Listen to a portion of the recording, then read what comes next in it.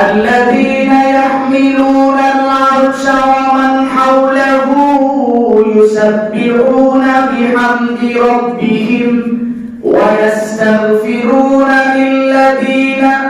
ويستغفرون للذين آمنوا ربنا وسعت كل شيء رحمة وعلما فاغفر للذين تابوا واتبعوا سبيلك وقهم عذاب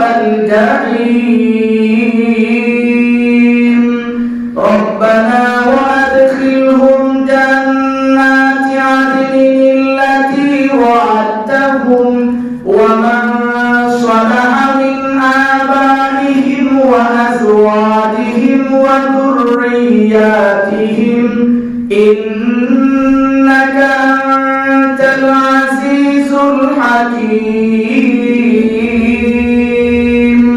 আল্লাহ তাআলা বলেন নবী আমার পৃথিবীর মানুষদেরকে আপনি জানায়া দেন আমি রব্বে কারীমের যে ফেরেশতা তাদের প্রসিদ্ধ ফেরেশতা আছে যারা আমার আরশটা বহন করে রাখে ইয়াহমিলুনা আল-আরশা ওয়া মান হাওলাহু ইউসাব্বিহুনা বিহামদি রাব্বিহিম তাদের মধ্য থেকে আরো অগণিত ফেরেশতা আছে যারা তাদের সহযোগী হিসেবে কাজ করে ইয়া রাসূলুল্লাহ ওই ফেরেশতারা 24 ঘন্টা আমার কাছে আমার প্রশংসা করে আমার প্রশংসা রহমানির রহিম ইয়া আইয়ুহাল্লাযীনা আমানু আতিউল্লাহা ওয়া আতিউর রাসূল ওয়া লা তুবতিলু أعمالكم صدق الله مولانا العظيم وصدق رسوله النبي الأمي الكريم ونحن على ذلك من الشاهدين والشاكرين والحمد لله رب العالمين اللهم صل على محمد وعلى آل محمد كما صليت على إبراهيم وعلى آل إبراهيم إنك حميد مجيد اللهم بارك على محمد وعلى آل محمد كما باركت على إبراهيم وعلى آل إبراهيم إنك حميد مجيد لا إله إلا الله الحليم الكريم سبحان الله وبحمده سبحان الله العظيم سبحانك لا علم لنا إلا ما علمتنا إنك أنت العليم الحكيم نهاية قابل احترام উপস্থিত দেশ ও জাতির কর্ণধার হযরত উলামায়ে কেরাম অত্র এলাকার বিভিন্ন অঞ্চল থেকে আগত ইসলাম ও মুসলিম ভাইরা মহান রব্বে কারীমের দরবারে অসংখ্য অগণিত শুকর আদায় করছি যিনি অত্যন্ত দয়া করে মেহেরবানি করে আমাদের হায়াতটাকে দীর্ঘায়িত করে সুস্থ শরীরে পবিত্র জুমার দিনে আল্লাহর মসজিদে বসে নামাজের পূর্বে কোরআন ও হাদিস থেকে কিছু কথা শোনার তৌফিক দিয়েছেন এই জন্য আমরা সকলেই বলছি আলহামদুলিল্লাহ আলহামদুলিল্লাহ আমার ভাই আমি আপনাদের সামনে পবিত্র কোরআনে কারিমা থেকে সূরা মুহাম্মদের 31 নং আয়াত তিলাওয়াত করেছি আল্লাহ তাআলা যেন তিলাওয়াতকৃত হাদিসের আলোকে আমাকে ইখলাসের সহিত কিছু কথা বলার এবং আপনাদের সকলকে আমল করার নিয়তে শোনার তৌফিক দান করুক। সকলে বলি আমিন। মোহতারাম ভাই, আমার তিলাওয়াতকৃত আয়াতের মধ্যে আল্লাহ তাআলা বলেন, হে নবী, আপনি পৃথিবীর মানুষদেরকে বলেন তারা যেন নিজেরা আল্লাহ এবং রাসূলের অনুসরণ করে, আল্লাহ এবং নবীর অনুসরণ করার পরে ওয়ালা তুতিলু আমালাকুম, তারা যেন তাদের আমলগুলি নষ্ট না করে। এই বিষয়টা একটু সময় নিয়ে আমাদের বুঝতে হবে যে আমল কি করলে নষ্ট হয়। আমল তো বহুত করি, দৈনিক 10,000 বার তাসবিহ পড়ি, দৈনিক 5,000 বার দরুদ শরীফ পড়ি, তাহাজ্জুদ মিস করি না, তাওয়াবিন মিস হয় না, ইশরাক মিস হয় না, এমন বহু আমল করি। তাইলে বোঝা গেল আল্লাহ যেহেতু বলছেন যে আমল নষ্ট করতে নিষেধ করেন, নিশ্চয়ই আমল নষ্ট হওয়ারও রাস্তা আছে। এই জন্য আজকে আমাদের বোঝার বিষয় হলো আমল যাতে নষ্ট না হয়, কি করলে আমল নষ্ট হয়ে যায়, এই বিষয়টা আমাদের বোঝার বিষয়। এই ব্যাপারে বিশ্বনবী মুহাম্মদুর রাসূলুল্লাহ সাল্লাল্লাহু আলাইহি ওয়াসাল্লাম তিনটা হাদিস নিয়ে আমরা আলোচনা করব যে কি করলে আমল নষ্ট হয়। এক হাদিসের মধ্যে নবীজি বলেন, বান্দা যখন ভালো কাজ করে, হযরত আব্দুল্লাহ ইবনে আব্বাস রাদিয়াল্লাহু তাআলা আনহু থেকে বর্ণিত হাদিস, উনি বলেন, কোন মানুষ যখন ভালো কাজ করে আল্লাহ তাআলা তাকে 5টা পুরস্কার দান করেন। সুবহানাল্লাহ। আল্লাহ তাআলা তাকে স্পেশাল 5টা জিনিস দান করেন। পাশাপাশি খারাপ কাজ যখন মানুষ করে তার 5টা ক্ষতি হয়। তাহলে আমরা পাইলাম মোট 10টা।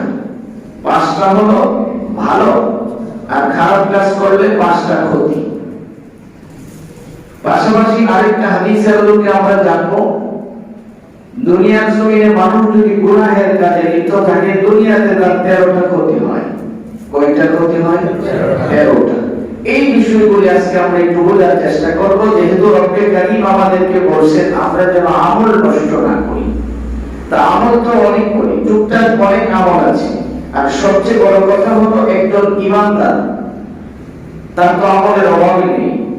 একজন ঈমানদার তার ঈমানের দাবিতে শুধু ঈমানটা নিয়ে যদি কবরে যেতে পারে, তাহলে এই দুনিয়ার 10টা দুনিয়ার সমান আল্লাহ তাকে কি দিবেন? একটা জান্নাত দিয়ে দিবেন।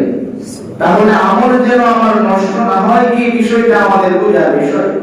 আল্লাহ রাব্বুল আলামিন বলেছেন, নবী আপনি তাদেরকে বলেন তারা যেন আল্লাহর ইবাদত করে এবং আপনি নবীর অনুসরণ করে, পাশাপাশি তারা যেন আমল নষ্ট না করে। মুহতারাম ভাই, আব্দুল্লাহ ইবনে আব্বাস রাদিয়াল্লাহু তাআলা আনহু বলেন, যারা দুনিয়ার জমিনে ভালো কাজ করে আল্লাহ তাআলা তাদেরকে 5টা পুরস্কার দান করেন। এর মধ্যে 1 নম্বরের পুরস্কার হলো রব্বে কারীম তাদের চেহারার মধ্যে নূর দান করেন।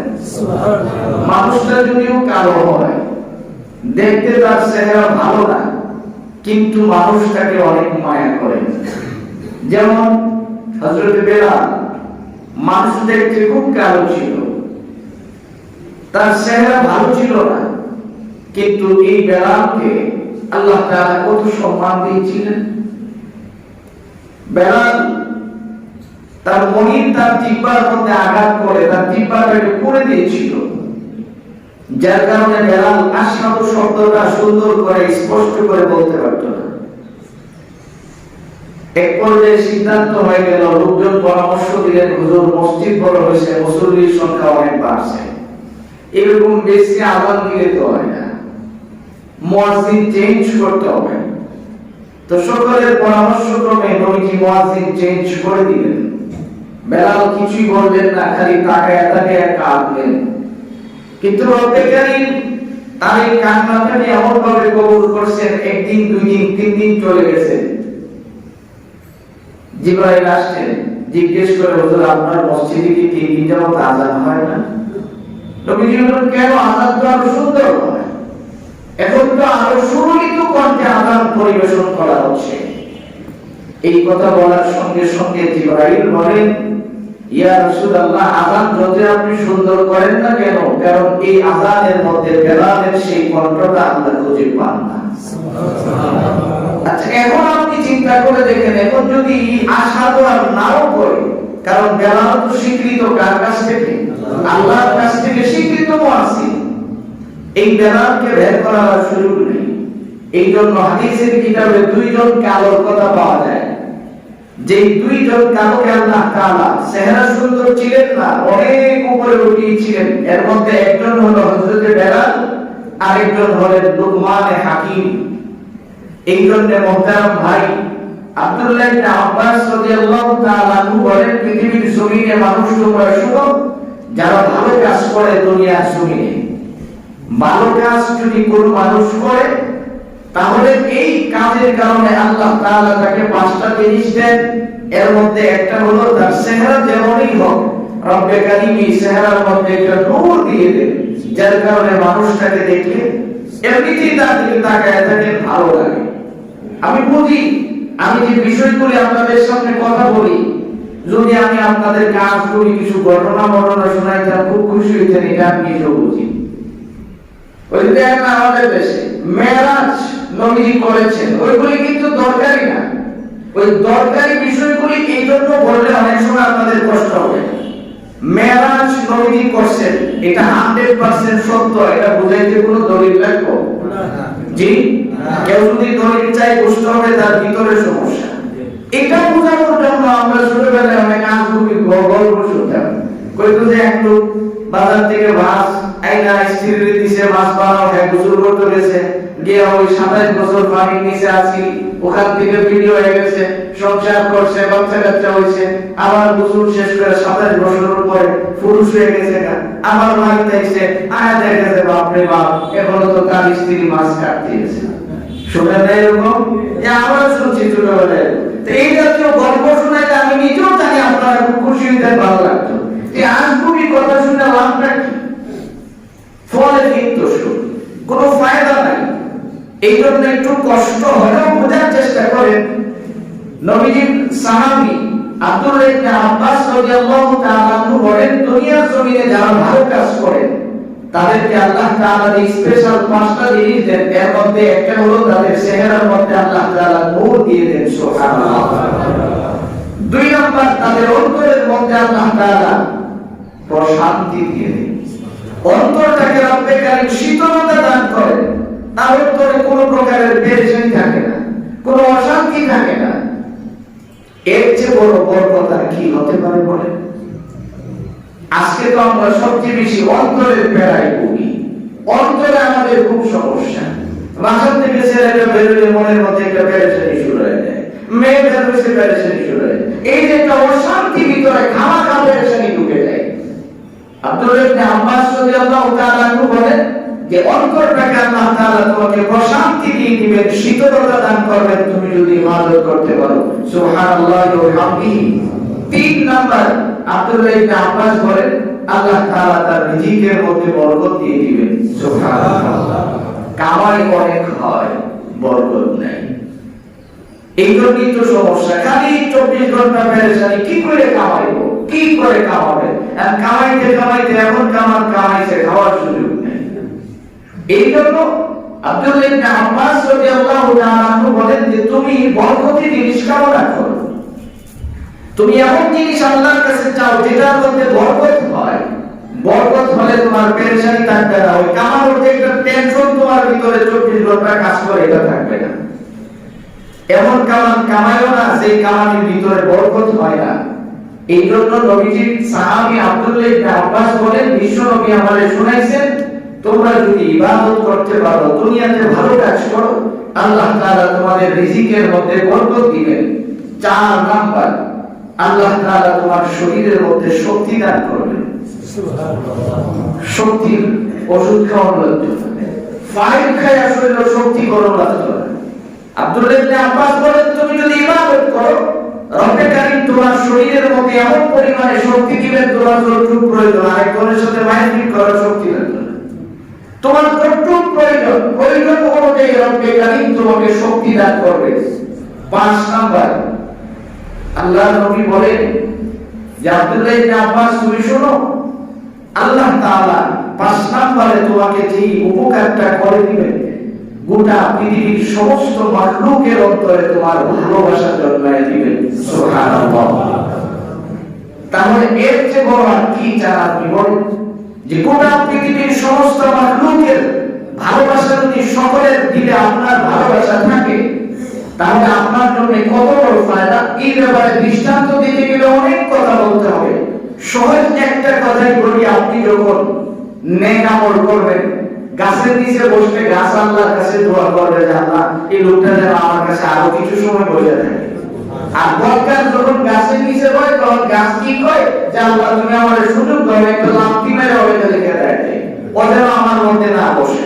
তাইলে আপনি দেখেন প্রতিটা প্রাণী আপনার জন্য বদ্ধ আসতেছে। সেই 5টা দেখেন, কোন মানুষ যদি খারাপ কাজ করে তাহলে তার যেই 5টা ক্ষতি হয়, এর মধ্যে একটা হলো তার চেহারার রূপ চলে যায়।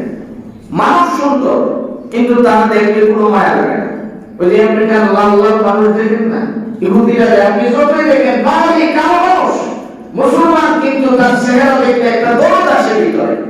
আর যতই লাল হোক কেন জানি দেখলে জাহান্নামী মনে হয়।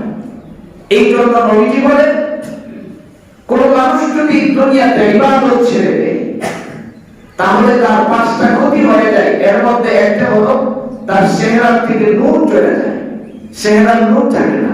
বাংলাতে যতই সাজে ইতাদের সুন্দর করে না। 5 ওয়াক্ত ওযু বানায় সুন্দর করে যদি কেউ নামাজ আদায় করে, এই যে তার চেহারার একটা রূহানিয়ত আছে, এটা পার্লারে গেলে কেউ আপনার রূহানিয়ত ফেরত দিতে পারতো না। 2 নাম্বার, তার দিলের যে প্রশান্তি আছে এটা আল্লাহ তাআলা উঠায় নেবেন। দিলের মধ্যে কোনো প্রকারের শান্তি পাবে না, কোনো কাজ করে তার শান্তি লাগে না, খায়াও শান্তি নাই, পয়সাও নাই, ঘুমায়ও নাই। এই অশান্তিগুলি যদি আমাদের ভিতরে ঢুকে যায়, আপনি আপনাকে একটু মিলে দেখেন যে এই জিনিসগুলি যদি আমার ভিতরে ঢুকে, বুঝতে হবে আমার ইবাদতের পন্থী শুরু হয়েছে, বুঝতে হবে আমার ইবাদতের মধ্যে সমস্যা হয়ে গেছে, যার কারণে আল্লাহ তাআলা এই জিনিসগুলি আমার মধ্যে ঢুকে দিচ্ছেন। যে আমি যে কোনো কাজ করতেছি আমি আমার দিলের মধ্যে শান্তি পাচ্ছি না। 3 নম্বরে রিজিকের বরকত আল্লাহ তাআলা উঠায় নেবেন। 4 নম্বরে শারীরিক অনেক প্রকারের অসুস্থতা আপনাকে ধরে ফেলবে। 5 নম্বরে আল্লাহ রাব্বুল আলামিনের নবী বলেন 5 নম্বরে মানুষের অন্তরে তার যে ভালোবাসাটা আছে এটা আল্লাহ তাআলা উঠায় নেবেন। এটা থাকবে না থাকার কারণে কেমন জানি মনে হয় যে বক্তৃতা যে দিতাম যাবো, দুইজন যদি গুলি মারে কেমন জানি তার মনে হয় নিজের রাস্তা দিয়ে বাজারে যাবো, 74টা পুলিশ আমার লাগবে। এরকম খালি তার সিকিউরিটির প্রয়োজন মনে হবে নিজের কাছে, যে নিজেকে অসহায় মনে হবে। এই জিনিসটা মানুষ দেখলেই ভয় পাবে, না জানি কোন বিপদ আমার কাছে চলে আসে। এই বিষয়গুলি যদি কোনো মানুষের মধ্যে চলে আসে, বুঝতে হবে আব্দুল্লাহ ইবনে আব্বাস বলেন এটা তোমার বদ আমলের ফসল, কারণ তুমি ইবাদত ছেড়ে দিছো, এই জন্য তোমার কাছে এমন মনে হয়ে গেছে। এই জন্য মুহতারাম ভাই, আসুন এবার আমরা সেই 15টা গুনাহের যে 15টা ক্ষতি হয় এই বিষয়গুলো একটু বোঝার চেষ্টা করি, তাহলে আপনি বুঝতে পারবেন যে আপনি কি পরিমাণে ক্ষতির দিকে দৌড়াইতেছেন, কি পরিমাণে ক্ষতির দিকে দৌড়াইতেছেন। 1 নম্বরে গুনাহের যে ক্ষতি, এটা হলো তার দিল থেকে আল্লাহ তাআলা এটি উঠায় নেবেন। দিল থেকে কোরআনের আজমত ভালোবাসা এটা আল্লাহ উঠায় নেবেন। তো এর চেয়ে বড় ক্ষতি একজন মুসলমানের আর হতে পারে না। যার দিলে কোরআনের ভালোবাসা থাকবে না, যার দিলে কোরআন তিলাওয়াত শুনতে ভালো লাগবে না, যার দিলে কোরআনের মহব্বত থাকবে না, এর চেয়ে ক্ষতি আর হতে পারে না। জীবনের সবচেয়ে বড় ক্ষতি হলো এটা। এই জন্য গুনাহের 13টা ক্ষতির মধ্যে 1 নম্বরের ক্ষতি হলো তার অন্তর থেকে কি করবে? ইলম আল্লাহ তাআলা উঠায় নেবেন, ইলম রাখবেন না। ইতিহাস তালাশ করে দেখেন সুলতান মাহমুদ গজনবী কত বড় একজন প্রসিদ্ধ বাদশা ছিলেন, আল্লাহ তাআলা বুজুর্গ ছিলেন। সুলতান মাহমুদ গজনবী রহমাতুল্লাহ আলাইহি তার দীর্ঘদিনের একটা তামান্না, ঘুমের ঘরে নবীজিকে স্বপ্ন দেখতে চান। সুবহানাল্লাহ। কাকে স্বপ্ন দেখতে চান? সবাই বলেন আমরা কারা দেখতে চাই? দেখতে চাই? আমার সিস্টেম তো উল্টা। আমরা তো চিন্তা করি যদি তাই একটু দেখতাম। এই যে আপনি চিন্তা করেন, সুলতান মাহমুদ গজনবী তার দীর্ঘদিনের আশা নবীজিকে স্বপ্ন দেখবেন, ইবাদত চালিয়ে দিয়েছেন, যে আমি নবীজিকে স্বপ্ন দেখতে চাই। এখন দেখার জন্য আমার যা যা করা দরকার, রাতের বেলায় অন্ধকারে খুঁজে খুঁজে লোকজনের বাসা বাড়িতে খোঁজ খবর নেন, কারোর কোনো প্রয়োজন রাতের বেলায় সত্য বেশে বের হয়ে যান। ইতিহাস তালাশ করে দেখেন, হুসাইন ওনার ছেলে রাতের বেলায় রুটির বস্তা পিঠের মধ্যে উঠাইতেন, ওটায় রাতের বেলায় মানুষের বাড়িতে বাড়িতে যেয়ে রুটিগুলি দিয়ে আসতেন খাওয়ার জন্য। নবীজির নাতি হুসাইনজির ছেলে তার পিঠের মধ্যে, ওরা ইন্তেকালের পরে ইতিহাসের কিতাবের মধ্যে পাওয়া যায় যারা তার লাশটাকে গোসল করাইছেন, যে দেখছেন তার পিঠের মধ্যে বস্তার ধান পড়ে গেছে, যে এই রুটির বস্তা টানতে টানতে মানুষের বাড়িতে বাড়িতে পৌঁছেছেন। আমাদের সিস্টেমটা একটু ভিন্ন না, যে আমরা মানুষের কষ্ট পেলে আমরা বাড়িতে রাখবো কেন, এটা আমরা বাড়িতেই থাকবো। কষ্ট পেলে তার কাছে রাখার দরকার, এটা আমার গুণও না, সে এখানেই জায়গা দেয় অনেক ভালো। এটা হলো আমাদের সিস্টেম। সুলতান মাহমুদ গজনবী রাতের বেলায় খুঁজে খুঁজে মানুষ যাকে পান তাকে খেদমত করেন। উদ্দেশ্যটা একটাই, যে আল্লাহ আমাকে যে কোনো মাধ্যমে যেন আমি নবীজিকে স্বপ্ন দেখতে পারি। হঠাৎ করে একদিন রাতের বেলায় একেবারে জঙ্গলের কিনার দিয়ে হাঁটতেছে, দেখে রাস্তার মধ্যে শীতকাল, কোন কুয়াশার কারণে রাস্তার কিনারে যে লাইট গুলি থাকে, আলো কিন্তু দূর থেকে দেখা যায় না, আলোটা একেবারে ছোট হয়ে আসে। এই ছোট আলোর নিচে ছোট্ট একটা মাসুম ছেলে ওখানে দাঁড়িয়ে দাঁড়িয়ে কোরআন শরীফ তেলাওয়াত করতেছে। সুবহানাল্লাহ। সুলতান মাহমুদ গজনবী আস্তে আস্তে করে তার কাছে গেছে, যাওয়ার পরে জিজ্ঞেস করে, বাবু তুমি এখানে দাঁড়িয়ে কি করো? কারণ এখানে দাঁড়িয়ে কোরআন শরীফ পড়ি। কেন? কারণ পাশে একটা হেফজখানা আছে, আমি ওখানে পড়ি। ওখানে পড়ার কারণে আমার মা বাবা নাই, আমি এতিমখানায় থাকি, ওখানে পড়ি। কিন্তু রাতের বেলায় আমি যে ঘরের ভিতরে বসে পড়বো এই সুযোগটুকু আমার নাই, কারণ যেই টাকা দিয়ে তেল কিনবো পড়ার জন্য, এই তেলটা আমার কাছে কেনার মতো পয়সা নাই। যার কারণে এই কুয়াশার মধ্যে আমি কষ্ট করে করে সরকারি যে বাতি আছে এই বাতির নিচে দাঁড়িয়ে দাঁড়িয়ে আমি তেলাওয়াত করি। সুলতান মাহমুদ গজনবী কিছুই বললেন না, চলে গেলেন। সকালবেলা সুলতান মাহমুদ গজনবী তার বাড়িতে লোক পাঠাইলেন, ওই ঝুপড়ির কিনারে পুলিশ পাঠাইলেন, তাদের ধরে নিয়ে আসে। লোকজন আসলেন, আয়েশা বলেন তোমার বাদশা তলব করছে। সে তার তিলাওয়াত বন্ধ করে বলতেছে, আমি তো এমন কোনো নাফরমানি করছি না যার কারণে বাদশা আমারে তলব করবে, আমি যেতে পারবো না। আমার কাজ আছে, আমি বাদশার কাছে যাইতে পারবো না। লোকজন আসছে, আয়েশা খবর দিছে সাহাব তাই তো আইতো চায় না। ছেলে তো বলতেছে আপনার কাছে আসবে না, তার কোনো প্রয়োজন নাই। সুলতান মাহমুদ গজনবী রহমাতুল্লাহ আলাইহি বললেন, সে যদি আসতে না চায় তাহলে তার আসার দরকার নাই। এক কাজ করো, 1 বছর পর্যন্ত তার লেখাপড়া করার জন্য যা যা প্রয়োজন সমস্ত ব্যবস্থা তোমরা আমার রাষ্ট্রীয় কোষাগার থেকে করে দাও। সেটাও রাতের বেলায় কুয়াশার মধ্যে দাঁড়িয়ে এরকম কষ্ট করে করে কোরআন শরীফ না পড়তে হয়। যদি আল্লাহর কালাম তিলাওয়াত করে এমন কষ্ট করে, মালিক যদি আমাকে জিজ্ঞেস করে আমি কি জবাব দিব?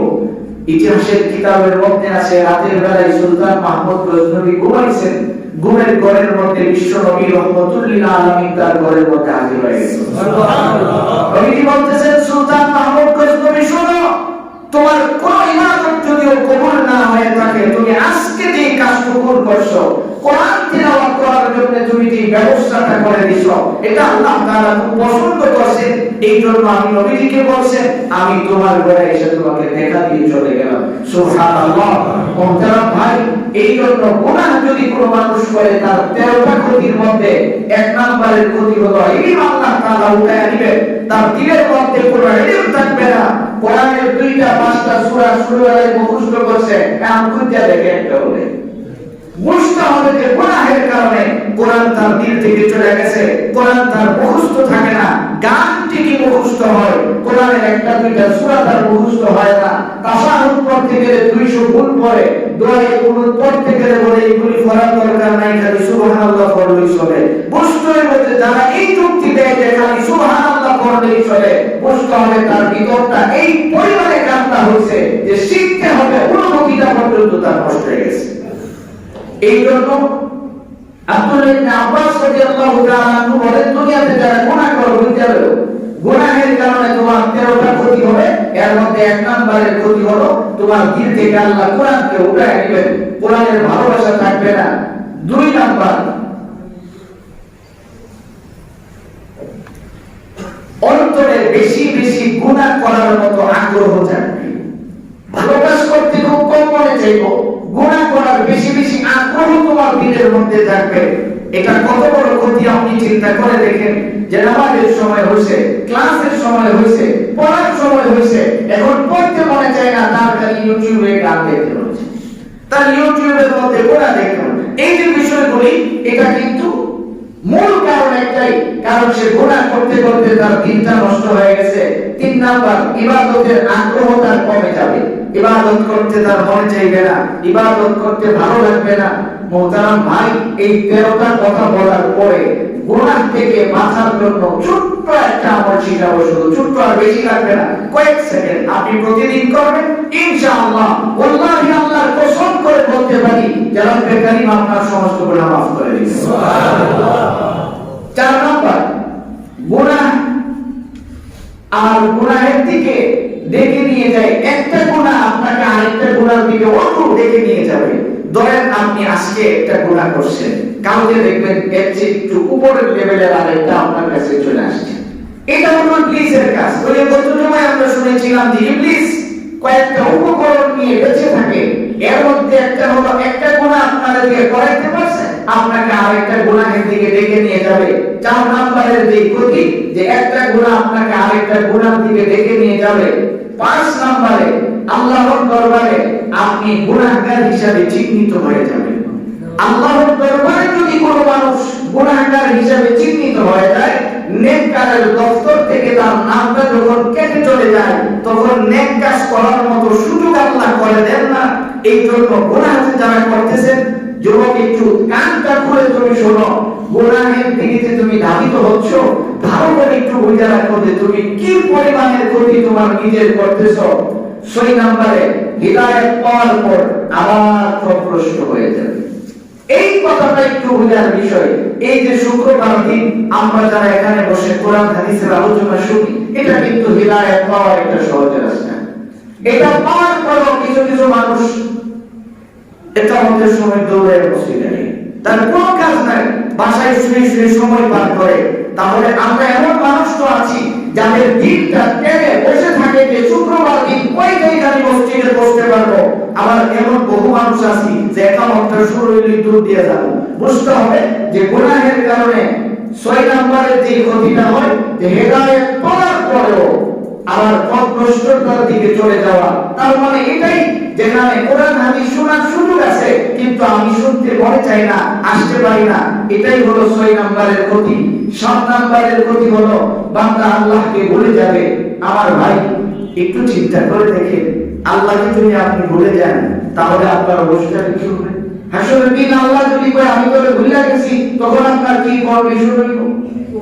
আপনি আপনার একজন বন্ধুর ভরসা নিয়ে বেশি দূর না, মনে করেন সরকারি কোন একটা অফিসে আপনার একজন বন্ধু চাকরি করে, আপনি ওখানে গেছেন, বলে বলায় অনেক চিন্তা করে, সহজ ভাষায় বলি আর কিছু না, সরকার এখন ভ্যাকসিন দিচ্ছে আমাদেরকে, আপনি বঙ্গবন্ধু গেলেন ভ্যাকসিন দিতে, ওখানে যাওয়ার পরে আপনার খুব পরিচিত একজন আছে, 500-600 লোকের পিছনে লাইন দেওয়া লাগতো না, দাম দিয়ে গিয়ে ডাক দিচ্ছেন, ভাই সাহেব আমি আসছিলাম একটু কাম করতেন, এলা যদি মিথ্যা কয় যে আমি আপনাদের চিনি না, মেজাজটা কেমন হলো যে আমি সকালবেলা গিয়ে লাইন দিলে আমি নিজে দিতে পারতাম, দিছি না হেল্প করিস, এমন একটা আমার চিনি না, এমন কি হলো? এই জন্য মুফাসসিরিন ইকরাম বলেন, মানুষ তুমি ভালো করে শুনে রাখো, গুনাহের কারণে আল্লাহর কাছ থেকে তুমি কিন্তু দূরে সরে যাবে, বান্দা আল্লাহকে ভুলে যায়, এর চেয়ে বড় পাপ তো আর হতে পারে না।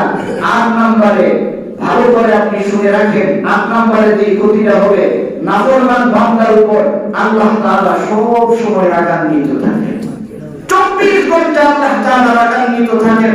এখন আল্লাহ যদি আমার উপরে রাগান্বিত থাকেন, কোন সময় কোন আযাব দিয়ে দেয়। এই 2 দিন আগে আমরা দেখছি যে আমাদের মাননীয় প্রধানমন্ত্রী একজনের উপর রাগান্বিত হয়েছে, হওয়ার কারণে গত রাত্রে সুরের মতো দেশে পড়ে গেছে। তো আমাদের মাননীয় প্রধানমন্ত্রী রাগান্বিত হওয়ার কারণে যদি এমন হয়, আল্লাহ যদি আমার উপরে রাগান্বিত থাকে, তাহলে আমার কি অবস্থা হবে?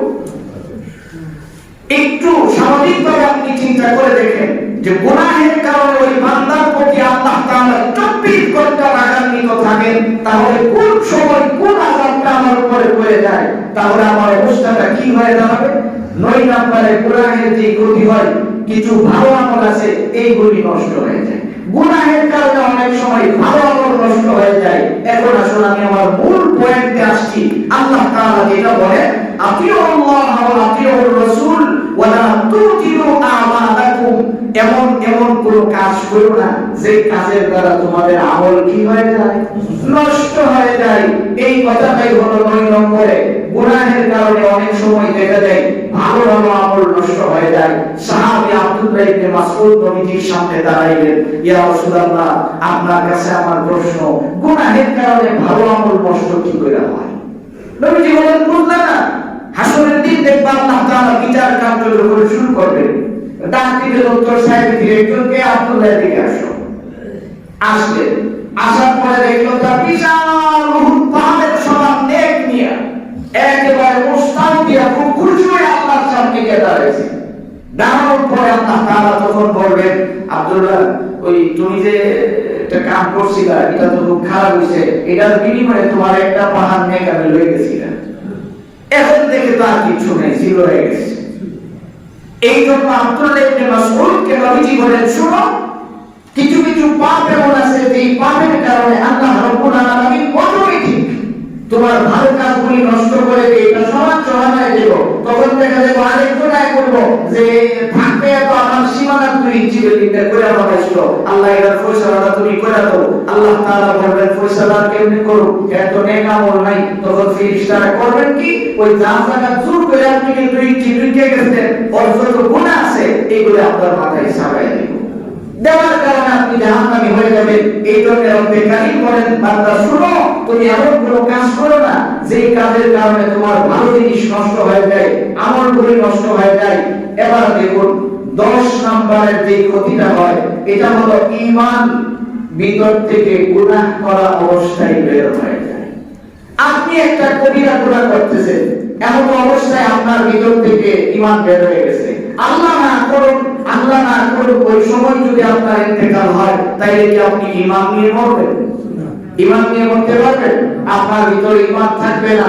ঈমান শূন্য অবস্থায় মৃত্যুবরণ করলে জান্নাত পাইবেন তো? এবার আসুন 11-12, এই দুইটা একটু বোঝার বিষয়। 11 নম্বরের যে ক্ষতিটা হয়, এটা হলো দোয়া কবুল হয় না। তাইলে তো আমাদের সবই সমস্যা। এত দোয়া করতেছি, দোয়া তো আর কবুল হচ্ছে না। বুঝতে হবে আমরা যে গুনাহে লিপ্ত, গুনাহগার হওয়ার কারণে রব্বে কারীম আমাদের দোয়া কবুল করেন না। 12 নম্বর হলো মরণের সময় ঈমানের সহিত মৃত্যুবরণ হবে না।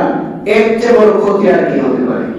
যে আপনি যদি গুনাহগার 24 ঘন্টা গুনাহের মধ্যে লিপ্ত থাকেন, মরণের সময় আল্লাহ তাআলা আপনাকে ঈমানের সহিত মরণ দিবেন না।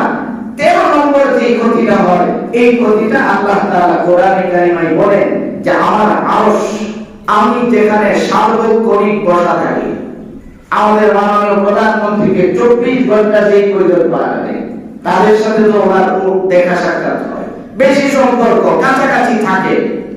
তো তারা যদি কোনো সময় কোনো সুপারিশ করে এটা কিন্তু খুব সহজে কবুল করে, কারণ বুঝে হইলেও করে না হইলেও অনেক সময় করতে হয় যে আমার লগে থাকে যদি একটু বেজার হয়ে যায়, যদি একটু উড়ে যায়। ঠিক চারজন আরশ বহনকারী ফেরেশতা সব সময় আল্লাহর আরশটা বহন করে রাখে। 12 নম্বরের আপনার 13 নম্বর যে কথাটা হবে, আরশ বহনকারী ফেরেশতাদের দুয়ার থেকে আপনি মারুফ হয়ে যাবেন। নাউযুবিল্লাহ। এর চেয়ে বড় আর কি ক্ষতি হতে পারে? আরশ বহনকারী ফেরেশতারা 24 ঘন্টা কিন্তু বান্দার জন্য দোয়া করতে থাকে। আল্লাহ তাআলা সূরা মুমিনের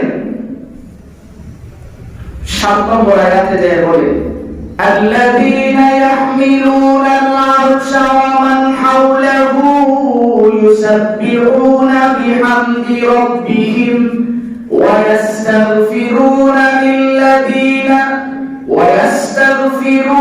للذين آمنوا ربنا وسعت كل شيء رحمة وعلما فاغفر للذين تابوا واتبعوا سبيلك وقهم عذاب الجحيم ربنا وأدخلهم جنات عدن التي وعدتهم ومن صلح من آبائهم وأزواجهم وذرياتهم إنك أنت العزيز الحكيم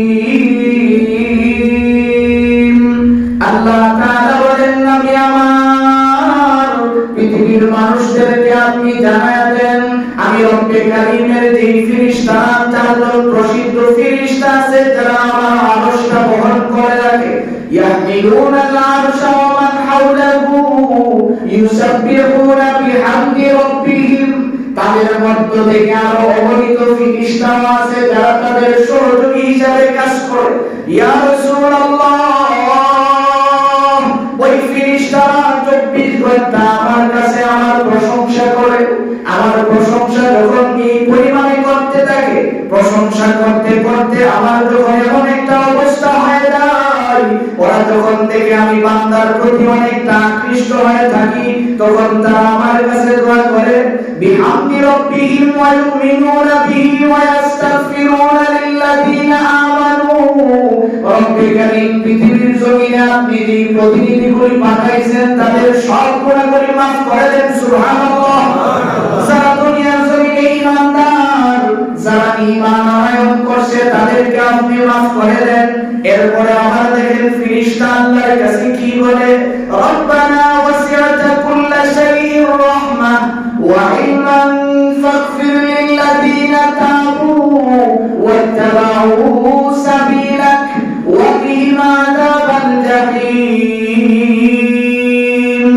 আল্লাহ তাআলা আপনি তাদেরকে মাফ করে দিবেন, আপনি তাদের দিকে রহমতের দৃষ্টি দিয়ে তাকান, আপনি তাদের তওবাগুলি কবুল করে নেন, আপনি তাদেরকে জান্নাতের চিরস্থায়ী বাসিন্দা বানায় দেন, জাহান্নাম থেকে চিরদিনের জন্য মুক্ত করে দেন। সুবহানাল্লাহ। এরপর ফেরেশতা ক্ষান্ত হন নাই, আবার দোয়া করে, রব্বানা ওয়া আদখিলহুম জান্নাতি আদনিন আল্লাতী ওয়া'আদতাহুম ওয়া মান সালাহা মিন আবাইহিম ওয়া আজওয়াজিহিম ওয়া যুররিয়াতিহিম।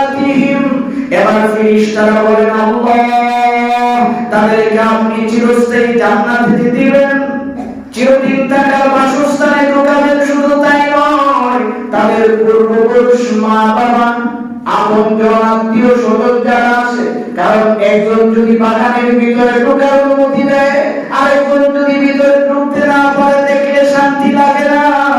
আপনজন গুলি নিয়ে এক জায়গায় থাকলে দিনের মধ্যে অনেক প্রশান্তি পাওয়া যায়। এবার ফেরেশতারা বলেন, আল্লাহ আপনি শুধু তাদেরকে জান্নাতে ঢোকাবেন তা নয়, তাদের পূর্বপুরুষ যারা আছে তাদেরকে সহ আপনি জান্নাতে ঢোকান। সুবহানাল্লাহ। এই জন্য দেখেন, আপনি যদি গুনাহগার হন, আপনার কত বড় ক্ষতি হচ্ছে যে ফেরেশতারা আপনার জন্য আরশের কাছে থাইকা থাইকা আল্লাহর ভাব মূর্তি পূজা বান্দার জন্য দোয়া করেন। আপনি কি কিন্তু এই দোয়া থেকে মাহরুম হচ্ছেন। তো এই দোয়া থেকে যদি মাহরুম হয়ে যায় তাহলে আমার কত বড় ক্ষতি হয়ে যাবে। এই জন্য গুনাহ থেকে বাঁচার জন্য আব্দুল্লাহ ইবনে আব্বাস থেকে বর্ণিত একটা হাদিস, উনি বলেন যে বান্দা তুমি শোনো, তুমি যদি গুনাহ থেকে বাঁচতে চাও সহজ তোমার একটা আমল আছে, একদম সহজ।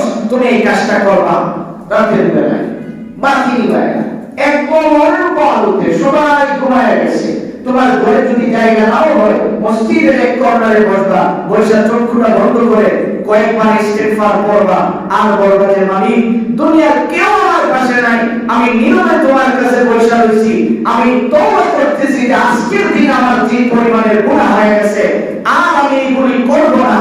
এই কথাটা বলার সঙ্গে সঙ্গে আব্দুল্লাহ ইবনে আব্বাস বলেন ওয়াল্লাহি আল্লাহর কসম আমার বিশ্বাস করতে গেলেন সঙ্গে সঙ্গে আমাদের সব গুনাহ মাফ করে দেন। সুবহানাল্লাহ।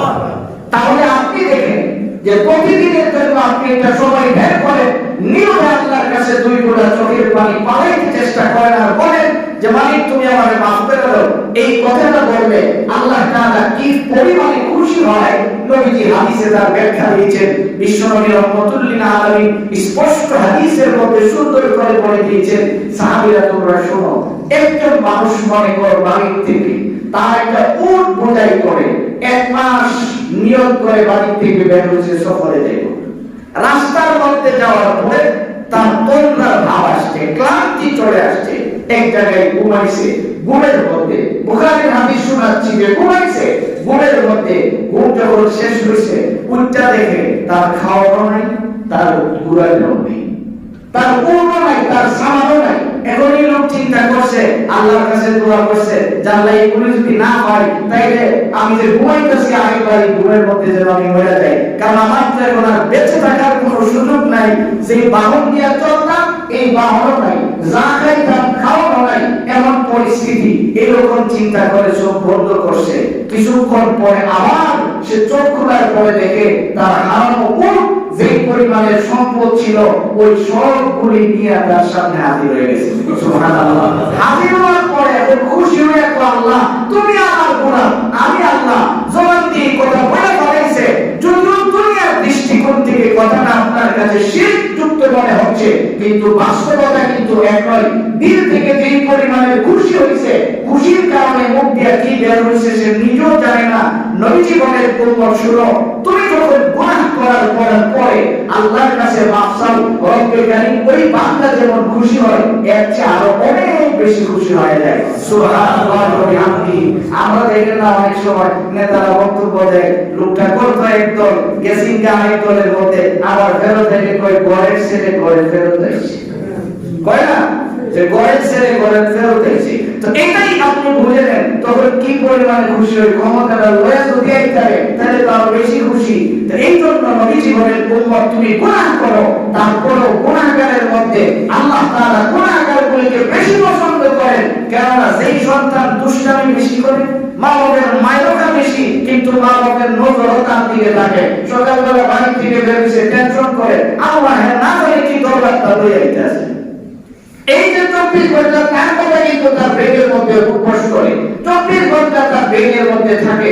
মুফাসসিরিন ইকরাম বলেন গুনাহগারদেরকে আল্লাহ তাআলা এইভাবেই পছন্দ করেন। এতটাই গুনাহ করো আবার যখন ফেরত এসে আল্লাহর কাছে তওবা করে, আল্লাহ রাব্বুল আলামিন এই গুনাহগার বান্দাকে খুব বেশি পছন্দ করেন। সুবহানাল্লাহ। তাফসীর কারণ সুন্দর করে একটা ঘটনা লিখেছেন। আমরা জানি ওয়াইস আল-কারবি নবীজির কত বড় আশিক ছিলেন। ওয়াইস করুনি পাগল বড় একজন আশিক, যার আশিকের ব্যাপারে আপনাদেরকে বুঝাইতে হবে না। নবীজি দুনিয়া থেকে যখন বিদায় হয়ে যাবেন অন্তিম মুহূর্তে হযরত ওমরকে বলছিলেন, ওমর আমার এই জুব্বাটা আমার পাগলের জন্য আমি তোমার কাছে রেখে গেলাম, তুমি তারে খুঁজে বের করে এই জুব্বাটা হাদিয়া দিবা আর আমার উম্মতের জন্য তার কাছ থেকে দোয়া নিবা। সুবহানাল্লাহ।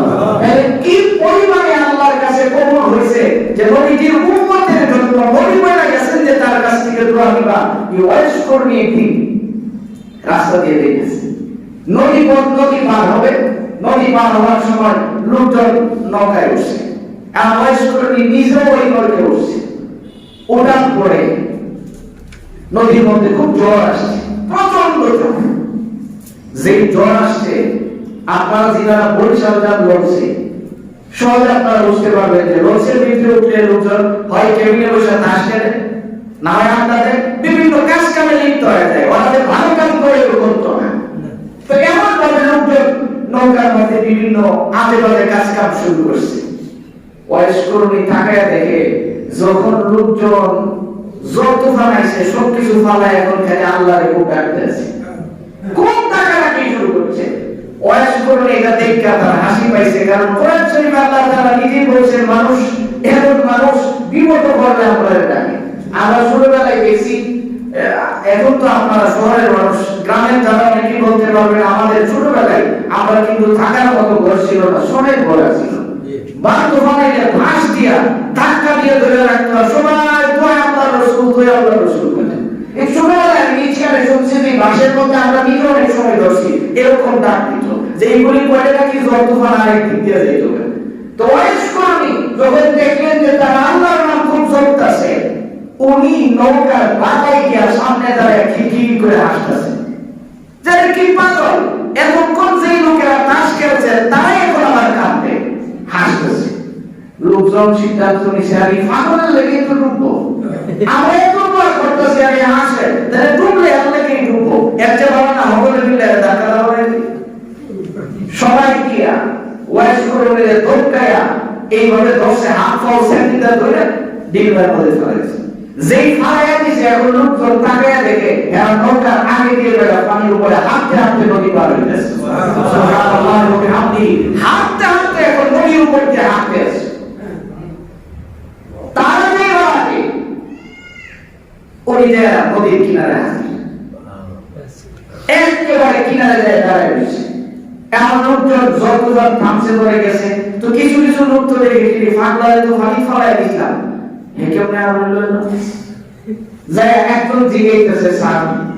এখন তাদের ভাবমূর্তি চেঞ্জ হয়ে গেছে, যে যেই লোককে সাগরের মধ্যে ফলাইলাম এই লোককে আমরা আগে এসে দাঁড়ায় আছে, তার শরীরের মধ্যে কোনো পানি নাই, কাদা নাই, কোনো কিছু নাই।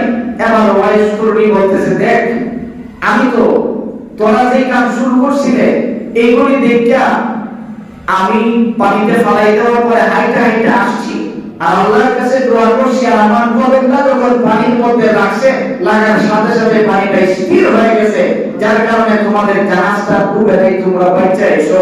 এই কথা বলার সঙ্গে সঙ্গে জাহাজের যত লোক ছিল অমুসলিম যারা ছিল কালিমা পড়ে মুসলমান হয়েছে, যারা মুসলমান ছিল তারা তওবা করে আল্লাহর কাছে ক্ষমা চেয়ে নিছে। একজন লোক জিগায় যে স্যার তাহলে আপনার কাছে আমার জানার বিষয়, বিপদের সময় আমরা কার কাছে না আপনি দিবেন। ওয়াইস কর্মী কয় ব্যাকরণের দলগণ আল্লাহ তো কইছে যে বান্দা যখন সুবিধা মতো থাকে তখন আমারে ডাকে না, তোরা তো তাস খেলা দুনিয়ার কামে লিপ্ত হয়ে গেছিলে, আর এখন জোর তুফান আল্লাহ দিছে এই পরিমাণে ডাকতাছস দেখে আমার হাসি এসে গেছে, কারণ আমি তো কোরআনের সেই আমার মনে হয়ে গেছে যে বিপদ হলে বান্দা আমার খুব বেশি স্মরণ করে, তো বলি কাম দিকে আমার হাসি। এই জন্য মোহতারাম ভাই তওবাকারীকে আল্লাহ তাআলা কিন্তু পছন্দ করেন, এটা আল্লাহর কথা।